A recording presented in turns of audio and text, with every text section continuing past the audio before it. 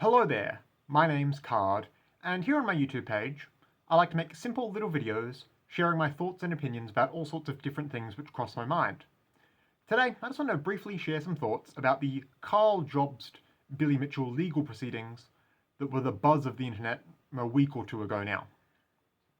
While I developed the ideas I'm going to talk through today, basically as soon as the general public found out about the result of the court case and what we learned as part of what was publicly disclosed throughout the trial itself, I still purposefully waited a couple weeks until the initial hype all died down, just for a couple of reasons.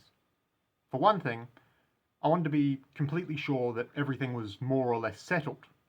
And two, I wanted to release this video once I was sure the only people likely to click on it were people already familiar with the basic details of what happened. Because I don't want to get into a play-by-play of what happened or why things happened the way they did in the courtroom. And I'm also not trying to give any sort of technical legal analysis. All we need to know is, Carl Jobst is a YouTuber who talks about video games.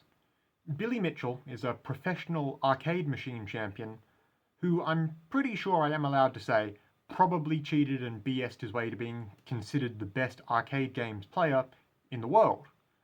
And Jobst recently bungled a lawsuit against Mitchell so hard, the former is now required to pay the latter something like $1.3 million Australian in damages. My take is, Jobst got what was coming to him. I hate to say it, I really do, but he fucked up badly. Billy Mitchell has earned every victory lap he takes at this point. Surely, if you're following the story, you know Jobst led everyone on to believe that his lawsuit was about whether or not Mitchell cheated at video games. And then it turned out to actually be some weird slander case about whether or not Mitchell caused someone's suicide. Now, Jobst has to pay out a big settlement, and his lawyer's fees, and Mitchell's lawyer's fees. And surely we've all seen the screenshot now of Jobst saying an AI chatbot told him he couldn't lose. Yeah, basically everyone wanted Carl to win when we thought he was in the right. We trusted him. But now we know what he was actually doing. Of course, public sentiment turned real quick, as it should have.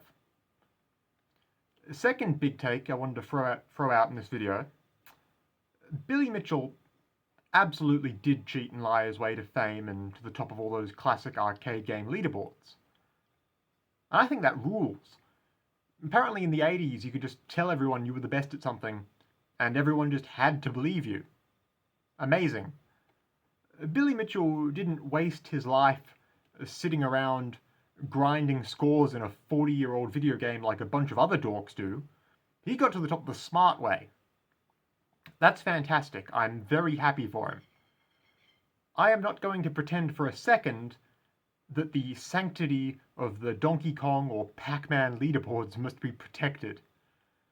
If you want success in life, and you feel like you can't compete against everyone else, you need a more Billy Mitchell mindset.